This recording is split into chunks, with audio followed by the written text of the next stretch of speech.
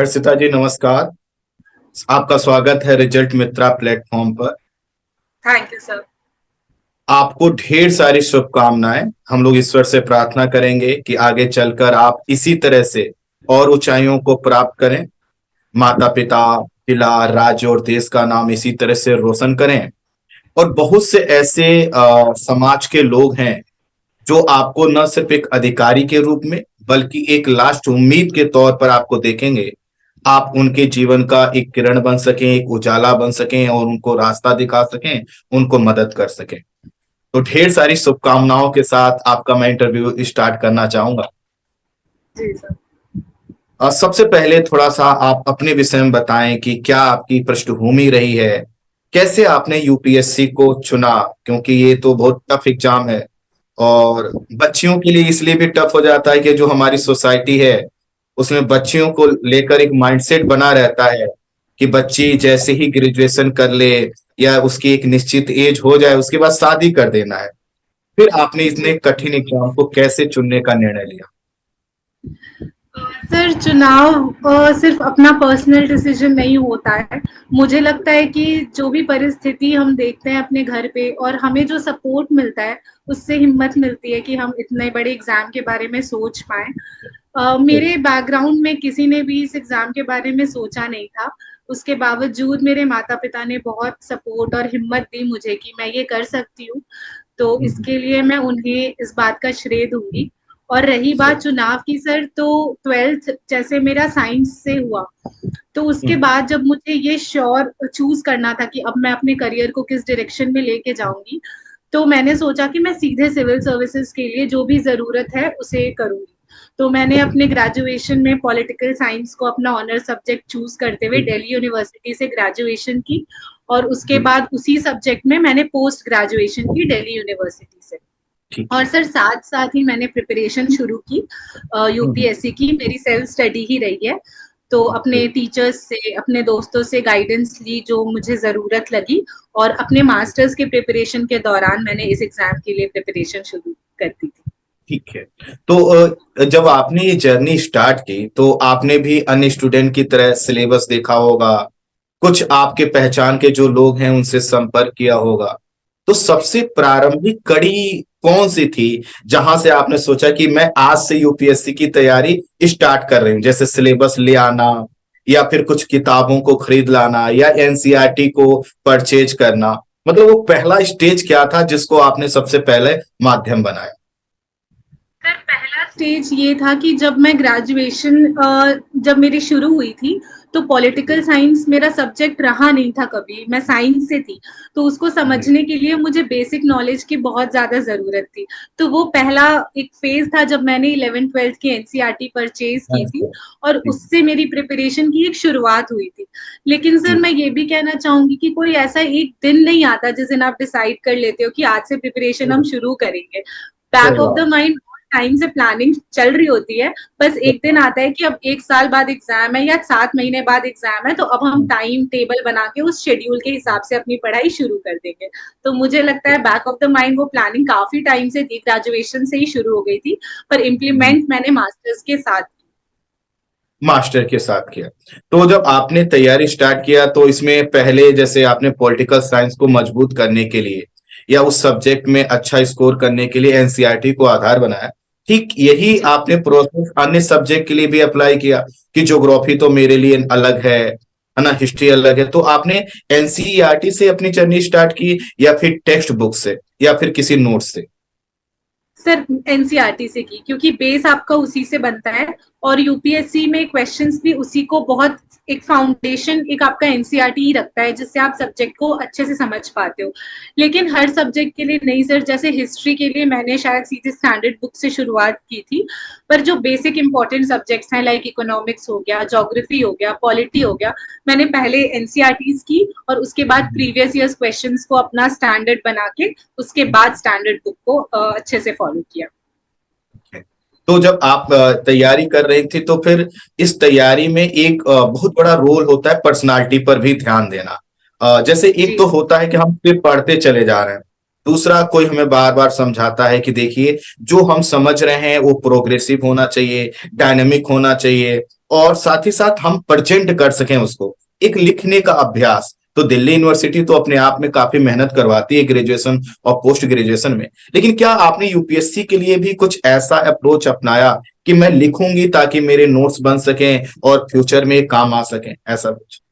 Sir जैसे इस exam में मुझे लगता है कि नोट्स बनाना बहुत ज्यादा जरूरी है, जी क्योंकि जी। सिलेबस इतना ज्यादा है कि अगर आप उसको नोट्स के फॉर्म में कॉन्साइज नहीं करेंगे तो एंड में जाके रिविजन बहुत मुश्किल हो जाएगी। तो बहुत मैंने तो मुश्किल। शुरू से ही मेंस के लिए, जीएस के पेपर्स के लिए, अपने ऑप्शनल के लिए नोट्स बनाए हैं, और बहुत जी शॉर्ट एंड क्रिस्प बनाए ताकि मैं एंड में उनको अच्छी तरह रिवाइज कर पाऊं। और सर जी। आंसर राइटिंग की जहां बात रही, तो जब थोड़ा थोड़ा सा आपका सिलेबस खत्म हो जाता है तो मुझे लगता है आपको लिखना शुरू कर देना चाहिए, क्योंकि बिल्कुल इस बिल्कुल। एग्जाम का सिलेबस कभी खत्म नहीं होगा। तो आप थोड़े से प्रिपरेशन के साथ जब लिखना शुरू करते हैं और उसमें इम्प्रूवमेंट लाने की कोशिश करते हैं, तो एट द एंड मुझे लगता है कि वो चीज आपको बहुत हेल्प करेगी। क्योंकि सर प्रीलिम्स नहीं हुआ था मेरा पहले दोनों अटेम्प्ट्स में, लेकिन जी एक जी बार प्री क्वालिफाई हो गया और उसी साल मेंस इंटरव्यू सब हो गया, क्योंकि मेरे जी। आंसर राइटिंग में ने हेल्प अच्छा। की उस चीज में। तो बिल्कुल वो बिल्कुल। आपको शुरू से करनी चाहिए। तो अगर हम मतलब अन्य लोगों को मैसेज देना चाहें, तो चाहे हमें प्रीलिम्स क्रैक करना हो या फिर मेंस क्रैक करना हो, कहीं ना कहीं हमारे जो शॉर्ट नोट्स होते हैं वो रिवीजन के लिए बहुत इंपॉर्टेंट हो जाते हैं, क्योंकि पूरी किताबों को तो हम नहीं पलट सकते। और मुझे लगता यस। है कि जब हम खुद से नोट्स बनाते हैं ना, तो उसमें जो टेक्स्ट लिखे हैं सिर्फ उतना ही नोट्स नहीं होता, हमारे दिमाग में उससे पैरेलल बहुत सा कॉन्सेप्ट और थॉट ऑलरेडी जनरेट होता है, और यही जी थॉट हमें जो है एग्जाम में हेल्पफुल होते हैं। तो उसके बाद फिर जब आपको लगने लगा कि आप अब लिख रही हैं, तो फिर कहीं पर आपने कोई टेस्ट सीरीज भी किया कि हम चेक करें अपना, जैसे आपने कहा कि अपने फ्रेंड्स के साथ आप उनको शेयर करके पूछती थी कि उसमें क्या इंप्रूव कर सकते हैं, फिर क्या आपको हाँ लगा कि कहीं टेस्ट सीरीज भी ज्वाइन करना चाहिए, और उससे फिर क्या आपको अंतर आया? सर, शुरू में तो मैंने जैसे कहीं पे भी क्वेश्चन मिलता था किसी भी कोचिंग के ऑनलाइन प्लेटफॉर्म पे, तो वहां से जी। क्वेश्चन लिख के आंसर मैं वहीं पे पोस्ट करती थी, ताकि ठीक है। वो पीयर रिव्यू करके दे देते थे। लेकिन सर ठीक जब है। 2 अटेम्प्ट्स के बाद प्रीलिम्स हुआ तो ये एक डर बैठ गया था कि इस बार कोई गलती नहीं होनी चाहिए। तो जी। मैंने मेंस की फिर एक कोचिंग में टेस्ट ज्वाइन की, और फिर वो बिल्कुल। आंसर रिव्यू करके मुझे देते थे। लेकिन सर वो एक बहुत ही ओवरऑल एक व्यू होता था, जो माइन्यूट पॉइंट्स होते थे ना, वो मैं खुद से हम्म। एनालाइज कर पाई जब मैंने टॉपर्स की कॉपी से अपने आंसर्स को कंपेयर किया। तो बिल्कुल मुझे बिल्कुल। लगता है कि पीयर रिव्यू, कोचिंग के भी रिव्यूज और मेरी जो सेल्फ एनालिसिस होती थी, वो सबने मिलके मुझे हेल्प की है आंसर बिल्कुल राइटिंग में। बिल्कुल। बिल्कुल बिल्कुल। तो लगभग कितने प्रश्न लिखे होंगे आपने एग्जाम हॉल में मेंस लिखने से पहले, कुछ एक मोटा मोटा आइडिया कि लगभग इतने क्वेश्चन, जीएस और ऑप्शनल मिलाकर? सर मुझे लगता है कि 700-800 आंसर्स तो मैंने बहुत आराम से लिखे होंगे उन लिखे तीन होंगे। मंथ्स के ड्यूरेशन में, बहुत हाँ। आराम से। हाँ, मैंने ये प्रश्न इसलिए पूछा क्योंकि जब भी हम स्टूडेंट को बोलते हैं कि आप लिखा कीजिए, और मैं उनसे दो चीजें कहता हूँ।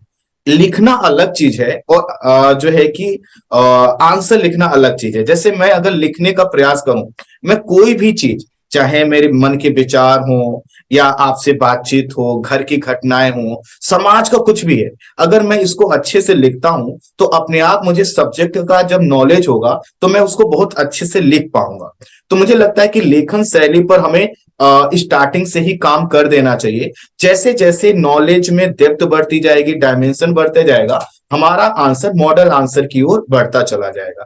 लेकिन होता क्या है कि बच्चे बार बार इस चीज पर अटक जाते हैं कि सर अभी तो हमारा सिलेबस ही कंप्लीट नहीं हुआ, हम कैसे लिखेंगे, हमारा अच्छा आंसर कैसे आएगा। और मेरा मानना यह है कि कभी भी यूपीएससी के जो क्वेश्चन होते हैं उनका कोई परफेक्ट और मॉडल आंसर तो हो ही नहीं सकता, और कोई व्यक्ति स्टार्टिंग में लिख ही नहीं सकता, चाहे वो पीएचडी करके ही आ जाए। उस वो भी जो भी लिखेगा उसकी भी एक लिमिटेशन होगी। तो क्या मैं आपकी तरफ से मैसेज बच्चों तक दे सकता हूं कि अगर आप पढ़ रहे हैं तो पढ़ने का अच्छा आउटपुट तभी आपको प्राप्त होगा जब आप नोट्स बनाइए ताकि उसका रिवीजन कर सकें, और लिखिए इसलिए ताकि आपके कॉन्सेप्ट क्लियर हो सके, शब्दों पर आपकी पकड़ हो सके, और आप किसी चीज को बहुत बेहतर तरीके से प्रेजेंट कर सकें।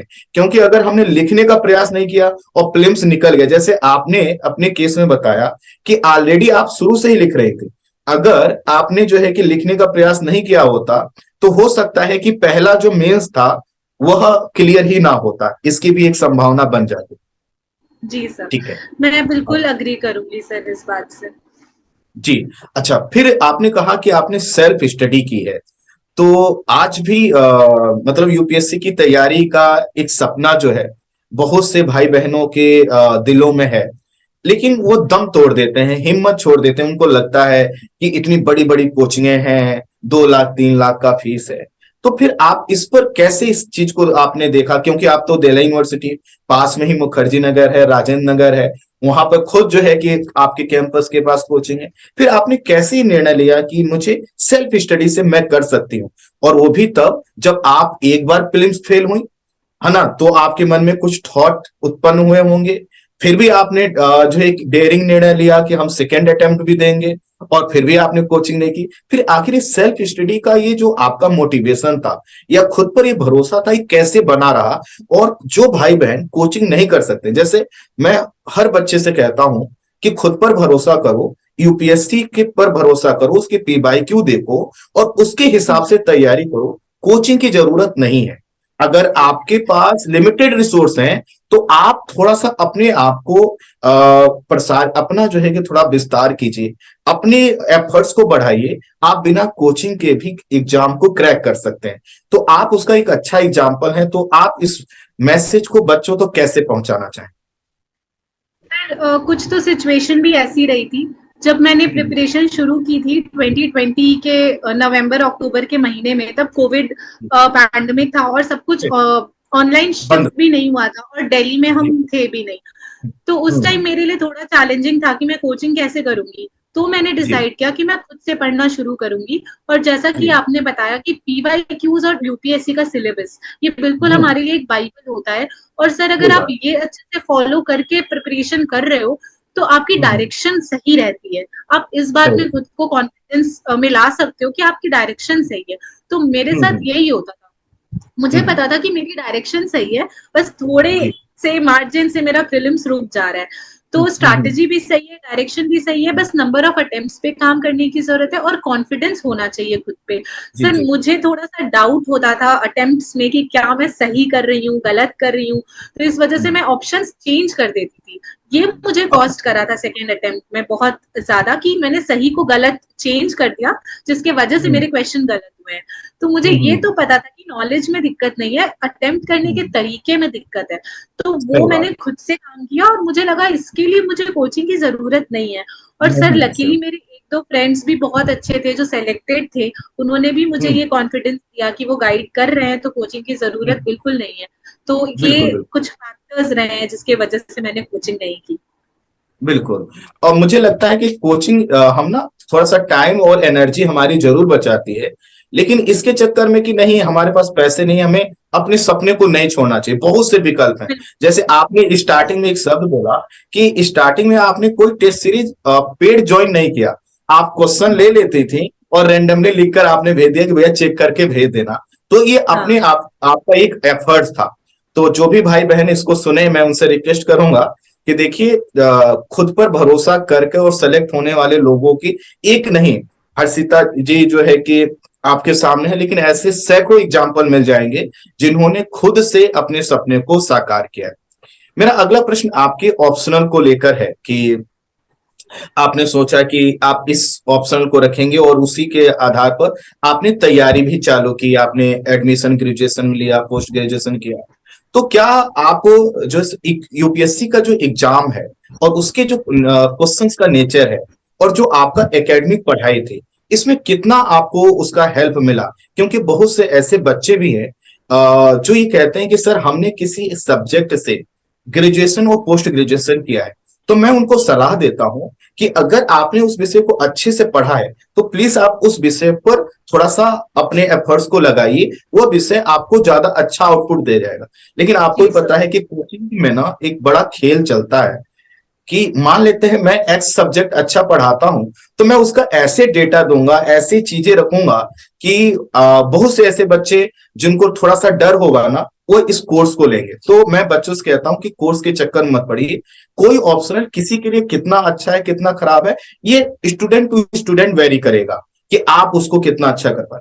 आपके केस में ऐसा क्या था कि आपने उसी विषय को रखा? जैसे कि आपके सामने हिंदी साहित्य एक अच्छा ऑप्शन था। दिल्ली यूनिवर्सिटी तो हिंदी साहित्य का एक गढ़ भी है, वो जाना जाता है, और नोट्स भी अवेलेबल हो जाते हैं। लेकिन फिर आपने इसी विषय को क्यों रखा? सर, ऑप्शनल चूज करने से पहले सबसे पहला आपको ये भी देखना है कि आपका इंटरेस्ट किस सब्जेक्ट में है, क्योंकि सही बात जीएस है। तो हम जबरदस्ती पढ़ रहे होते हैं। अगर हम हाँ हाँ। ऑप्शनल भी सिर्फ जबरदस्ती के बेसिस पे ले लें कि इसका सिलेबस छोटा है, इसमें मार्क्स ज्यादा आते हैं, और फिर हम हम्म। उसको जबरदस्ती पढ़े, तो वो छोटा सिलेबस भी बहुत बड़ा लगने लगता है।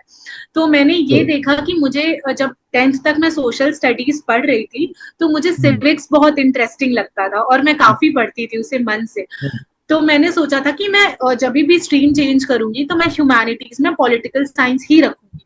उसके बाद ठीक है। मैंने यूपीएससी का सिलेबस देखा सर, और मैंने ये ठीक है। रियलाइज किया कि पॉलिटिकल साइंस एक मेरे को बेस बना के देगा बहुत अच्छा, जो मुझे ना हम्म, कि सिर्फ ऑप्शनल में बल्कि जीएस हम्म, 2 में भी हेल्प करेगा। तो बिल्कुल ये करेंगे। एक फैक्टर रहा कि मैंने ग्रेजुएशन में पॉलिटिकल साइंस लिया, क्योंकि वो हम्म, इंटरेस्टिंग भी था और वो हम्म, यूपीएससी के लिए मेरे को बहुत हेल्प भी करता। लेकिन जब मैंने ग्रेजुएशन की, जब सब्जेक्ट को समझा, तो उसमें धीरे धीरे करके इंटरेस्ट डेवलप हुआ, जिसकी वजह से मैंने उसमें मास्टर्स भी करी और साथ साथ जी। मैंने उसे अपना ऑप्शनल रखा। क्योंकि सर मुझे इंटरनेशनल रिलेशन, ये सब जो डायनामिक पार्ट्स होते हैं वो अच्छे हम्म, लगते हैं। तो जी पहला जी। क्राइटेरिया मेरा इंटरेस्ट ही था कि मुझे अच्छा हम्म, लगता था ये सब्जेक्ट। बिल्कुल बिल्कुल। दूसरा क्राइटेरिया ये था कि वो मेरे को कितना हेल्प करेगा दूसरे पेपर्स में, और किस तरह मैं अपने सब्जेक्ट को कंसाइज कर पाऊंगी। क्योंकि सही बात है। सर पॉलिटिकल साइंस आपको एथिक्स में भी हेल्प करता है, थिंकर्स, तो बिल्कुल। जीएस 4 में भी काफी आज- मदद हो जाती है, जीएस 2 जी। में भी मदद हो जाती है, ऐसे में भी आपको हेल्प करता है। तो थोड़ा ये सब बिल्कुल। सोच के मैंने उसे अपना ऑप्शनल रखा, पर पहला क्राइटेरिया तो इंटरेस्ट ही था। ठीक है। तो देखिए यहाँ पर एक चीज क्लियर हो जाती है कि ऐसा नहीं था कि ऑप्शनल चुनने का आधार सिर्फ ये था कि हमने 5 वर्ष दिए। दरअसल एक ऑप्शनल को चुनने के जितने पैरामीटर्स होते हैं कि वो हमारे लिए इंटरेस्टिंग हो, हम उसको स्कोरिंग बना सकें, उसको प्रेजेंट कर हाँ सकें, तो सभी चीजें आपके साथ जुड़ गई थी तो आपने लिया। तो जो भी जी। ऑप्शनल आप डिसाइड करिए, देखिए रैंक हमारी क्या आएगी ना, ये ऑप्शनल पर बहुत कुछ डिपेंड करता है। हमने अगर ऑप्शनल ऐसे ही ले लिया कि चलो कोई नहीं, औसत ऑप्शनल ले लेते हैं, या कम मन लगेगा लेकिन हम कर ले जाएंगे, तो हमारी रैंक बड़ी प्रभावित होती है। क्योंकि जीएस में तो सबका स्कोर वही है ना, 350 टू लेकर 450 के बीच में ही है। लेकिन ऑप्शनल बहुत है कि बहुत से लोगों को 200 मार्क्स भी नहीं मिलते, और कई लोगों को 310 और 350 तक मिल जाते हैं। तो आपका जी ऑप्शनल में क्या स्कोर था, कुछ उस पर थोड़ा बात बताना चाहिए। सर, इस बार तो ऑप्शनल अच्छा रहा, मेरा सिलेक्शन ही उसके वजह से हुआ है मुझे लगता है। मेरे जी 285 मार्क्स के अप्रॉक्स रहे जी ऑप्शनल में, जी। पीएसआईआर में। और इस बार बहुत मतलब मैंने सुना कि ये अच्छे मार्क्स है, ये अबव एवरेज है बहुत बहुत ज्यादा, बहुत क्योंकि मार्किंग बहुत अच्छे। कम जी जी जी। कम आई है।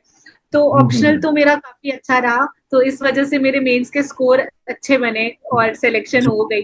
तो सच में जी, 500 मार्क्स पूरा गेम चेंजर होता है आपके बहुत। सिलेक्शन में। और मैंने सच में मेंस के टाइम सबसे ज्यादा फोकस अपने ऑप्शनल पे किया था, तो ये हम्म। इस चीज का रिजल्ट रहा कि मुझे हेल्प मिली और मेरे मेंस में मार्क्स अच्छे आए।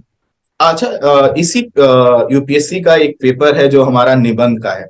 इसको लेकर सबकी अलग अलग धारणाएं हैं और अपना अपना विचार है।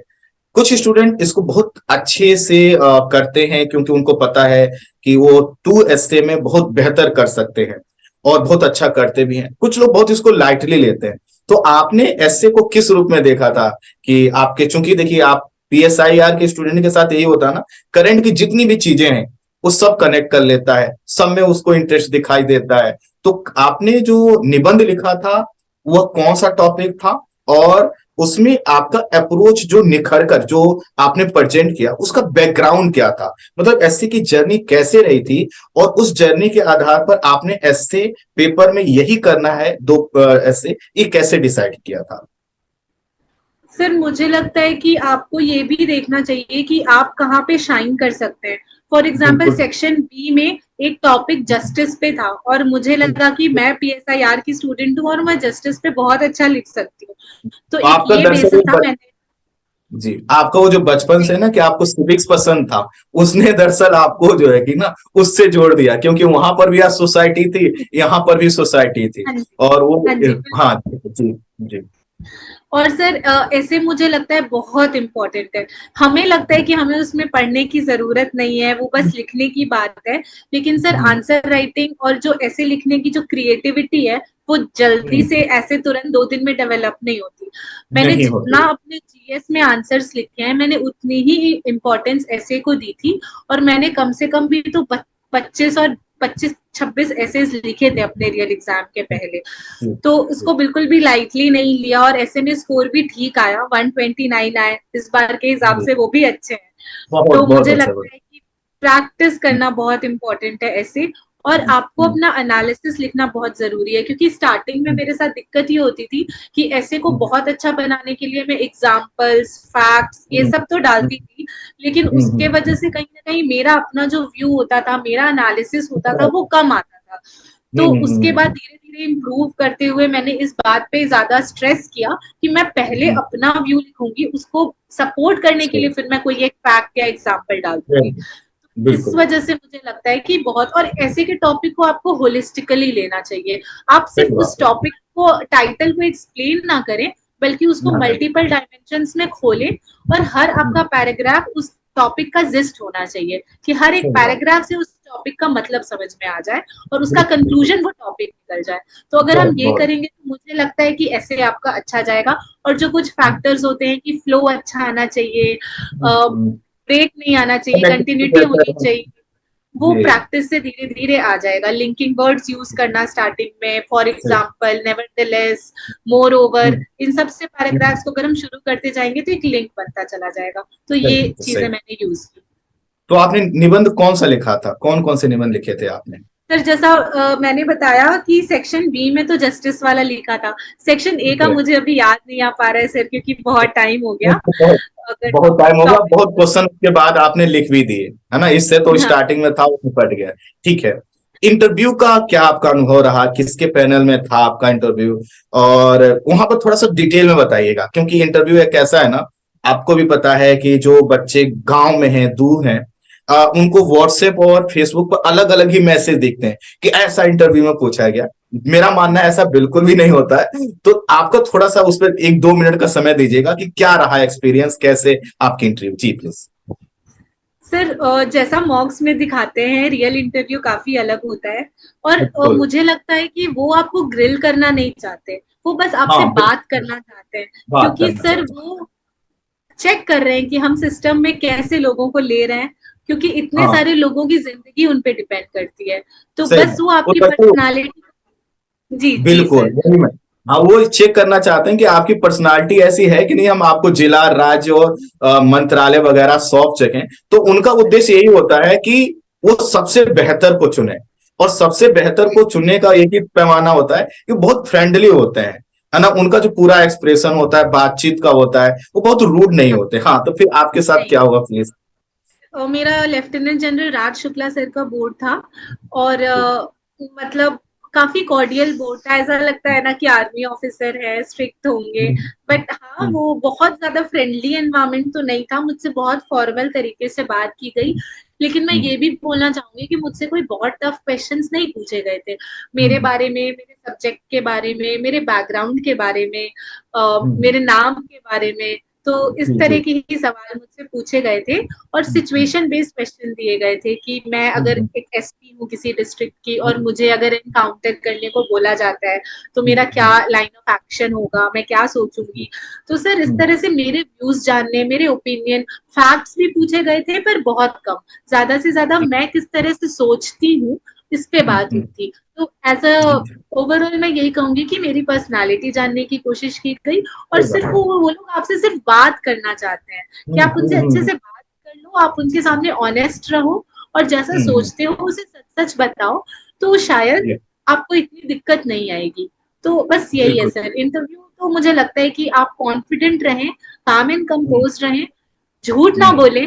और अगर नहीं सही आता बात। है तो आप ऑनेस्टली बता दें कि मुझे नहीं आता है, क्योंकि ऑनेस्टी और इंटेग्रिटी सबसे इम्पोर्टेंट एक सबसे इम्पोर्टेंट। वैल्यू है जो एक हर ह्यूमन बीइंग में होना चाहिए। तो मैं यही बिल्कुल कहूंगी, बिल्कुल। नहीं आना बिल्कुल भी गलत नहीं है, पर ना आते हुए झूठ बोलना गलत है, और इससे वो आपको नेगेटिव जज कर सकते हैं। तो सही बात है, यही सही। कहूंगी। ठीक है, तो आप जब इंटरव्यू देके घर गए तो फिर उसके बाद सभी अब जितनी भी चिंताएं थी वो तो मुक्त हो गई होंगी कि चलो अब जितना होना था हो गया। इंटरव्यू देकर और घर पर पहुंचकर आराम करने के बाद आपको क्या लगा कि कितना ही पॉजिटिव रहेगा? क्योंकि देखिए इंटरव्यू आपने बताया अच्छा गया आपका, और आपने ऑप्शनल में भी अच्छा परफॉर्म किया था, सर, तो को क्या हाँ। लग रहा था कि कितना पॉजिटिव आएगा रिजल्ट? क्या उम्मीद थी? अ, सर, ये एग्जाम इतना ज्यादा अनसर्टेन है कि हम जब टेस्ट भी लगाते थे तो कभी कभी बहुत अच्छा जाता था टेस्ट, लेकिन मार्क्स नहीं आते थे। तो एक तरह हम्म, से जज करना तो मेरे लिए बहुत मुश्किल रहा था कि एसए में कितने आए होंगे, ऑप्शनल में कितने आए होंगे। इंटरव्यू अच्छा गया था, लेकिन फिर भी क्या अच्छा हम्म, लगा होगा पैनल मेंबर्स को। हम्म, सर, इस एग्जाम की ये एक ब्यूटी भी है और इसका एक डीमेरिट भी है कि आपको कुछ पता नहीं होता, फर्स्ट रैंकर को सही भी नहीं पता होता। तो मैं सही सच बात। में बिना कुछ एक्सपेक्ट किए बस ये मना रही थी किसी भी तरह मेरा नाम हो लिस्ट में, और मैं जी। सेलेक्ट हो जाऊं। तो हम्म, जब नाम देखा तो जाहिर सी बात है बहुत खुशी हुई, थोड़ी सी डिसअपॉइंटमेंट भी हुई कि रैंक और अच्छा होना चाहिए, क्योंकि इस जी रैंक जी। पे आईएएस तो नहीं मिलेगा। तो मैं नहीं अगली नहीं। बार और अच्छा इम्प्रूव करूंगी।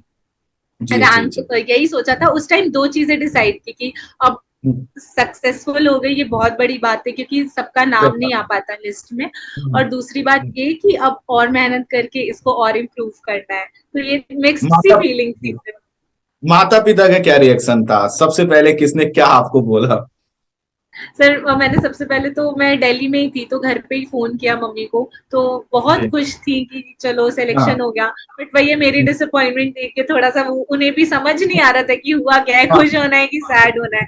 तो फिर मैंने उनको हाँ। पूरी बात समझाई कि लिस्ट में नाम है, अच्छी रैंक भी है, सिलेक्शन हो गया है। बाकी आईएएस के लिए अभी थोड़ा और एक अटेम्प्ट और देना पड़ेगा। तो मम्मी पापा तो बहुत खुश थे, क्योंकि मेरे घर पे तो किसी ने सोचा भी नहीं था यूपीएससी जैसी कोई चीज। तो अब मेरे लिए डिसाइड करना, इतनी मुश्किल से निकलना जाना करना, तो इनके लिए तो बहुत बड़ी बात थी। तो सब बहुत बहुत खुश थे घर में। ठीक है, तो आपने डेप में क्या प्रेफरेंस क्या भरा था आपने कि आपको आईएएस पहला था जो आपको नहीं मिल पाएगा, है ना? उसके बाद क्या आईपीएस था कि आईआरएस था आपका क्या? सर, मेरा सेकंड तो आईपीएस था, उसके ओके। बाद आईएफएस था, उसके बाद ओके। आईआरएस कस्टम्स और जीएसटी, हम्म। और फिर आईआरएस इनकम टैक्स, और उसके जी। बाद Indian accounts and audit service. उसके ओके। बाद सर शायद रेलवे मैनेजमेंट है, मुझे देखना पड़ेगा। तो ये नहीं तो टॉप की इतना फाइव जितना आपको पता, मुझे याद है। आपका इसी ऊपर के जो है कि 3 से 4 में आ जाएगा जहां तक हम लोग उम्मीद कर जी। रहे हैं।